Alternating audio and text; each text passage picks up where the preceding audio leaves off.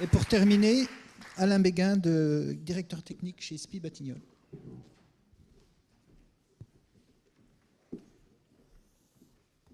Bonjour à tous. Donc, directeur technique chez SPI Batignolles Malais. SPI Batignolles Malais qui est une filiale TP du groupe SPI Batignolles, un des acteurs majeurs du bâtiment, des infrastructures et du service, bien implanté sur le territoire français, 197 agences, 7500 collaborateurs. Aussi bien implanté dans la région, ici dans le tissu local, à travers SPI Batignolles Énergie à Parthenay et à travers notre agence RETP sur l'île de Ré.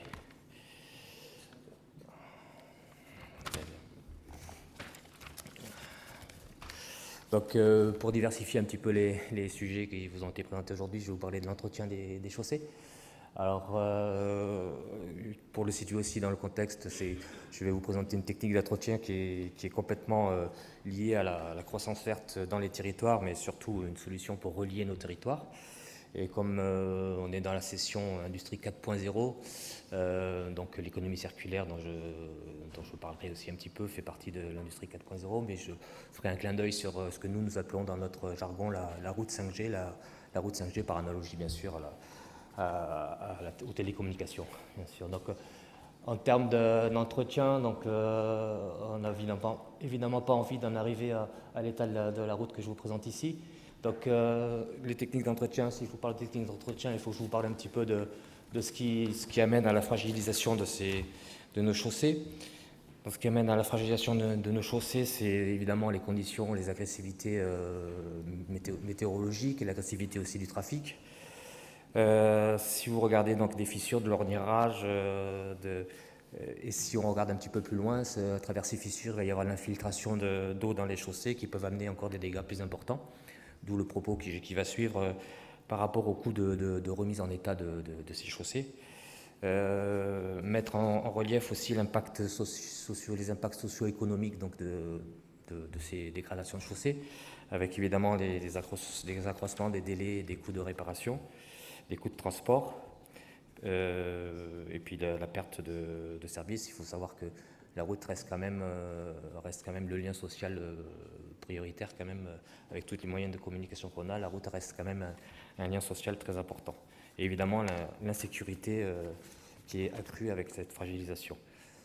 Donc, si je résume un petit peu les techniques d'entretien qui sont à notre disposition, on a évidemment cette courbe que j'aime bien présenter qui montre l'ensemble des entretiens préventifs qu'il faudrait faire justement pour ponter les fissures, faire des réparations localisées, des enduits superficiels.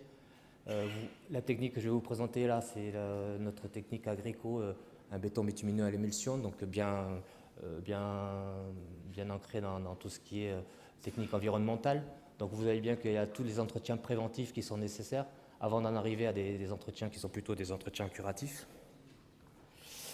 Et qui jusqu'à même en arriver à de la reconstruction complète de nos chaussées qui sont évidemment des solutions très coûteuses. Évidemment, il y a la courbe des euros par mètre carré qui est inversement proportionnelle à l'ensemble de ces techniques. Alors, la technique que je vais vous présenter là, c'est une couche de roulement qui est à la portée de tous et pour tous les territoires. En fait, c'est vraiment une technique qui est adaptée pour de l'entretien de surface, pour toutes les routes à faible et trafic modéré. Mais on peut aussi, à travers cette technique, rechercher des propriétés mécaniques. Donc c'est vraiment une technique qui va pour toutes les chaussées, pas des chaussées à très fort trafic comme les autoroutes ou comme les routes nationales à très fort trafic, mais ça reste quand même à environ 95% de notre réseau, routier qui est concerné par cette technique-là. Alors c'est une technique qui est vraiment au cœur de la démarche économie circulaire. D'abord parce que, par analogie à des techniques qui sont des enrobés à chaud, on a une technique qui ne nécessite ni séchage ni chauffage des constituants, donc pas d'émissions ou peu d'énergie. On a une préservation de la ressource naturelle parce qu'il faut savoir que ces techniques on peut dans notre domaine réutiliser à 100% les chaussées issues de la déconstruction de nos chaussées, donc ce qu'on appelle les agrégats enrobés. Donc ressources naturelles préservées, pas de granulats d'apport, peu de constituants d'origine fossile. Les émissions de bitume, ici, au lieu d'en mettre 8%, on en met 3%, donc on est vraiment à tout point dans une démarche environnementale et d'économie circulaire. On a aussi donc des techniques qui sont très souples d'utilisation du fait que l'on peut les stocker. C'est quand même bien pour une centrale de fabrication de pouvoir fabriquer la veille pour l'appliquer le lendemain. Adapté à toutes les nouvelles ruralités, souplesse d'utilisation en termes de transport.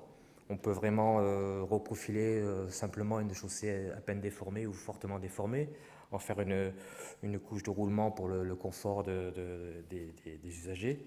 Et c'est adapté, comme je le disais tout à l'heure, à des variables, à des épaisseurs qui sont très variables pour avoir du gain structurel. C'est aussi une route qui est parfaitement intégrée dans son milieu. Ici, on a des routes en haute montagne.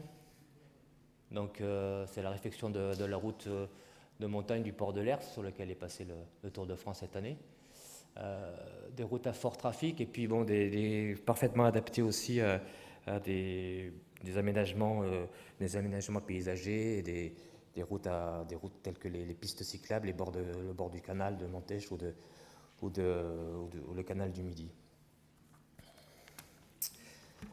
Simplement, je ferai une allusion là maintenant à la route de 5e génération. Donc vous l'avez vu, ce sont des chaussées qui sont vraiment bien ancrées dans l'économie circulaire, puisqu'on peut utiliser 100% de nos agrégats d'enrobés issus des constructions des chaussées.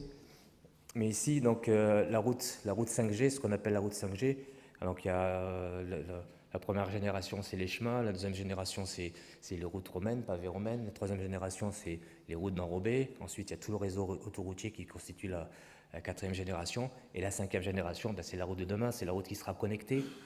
C'est la route qui va s'auto-diagnostiquer.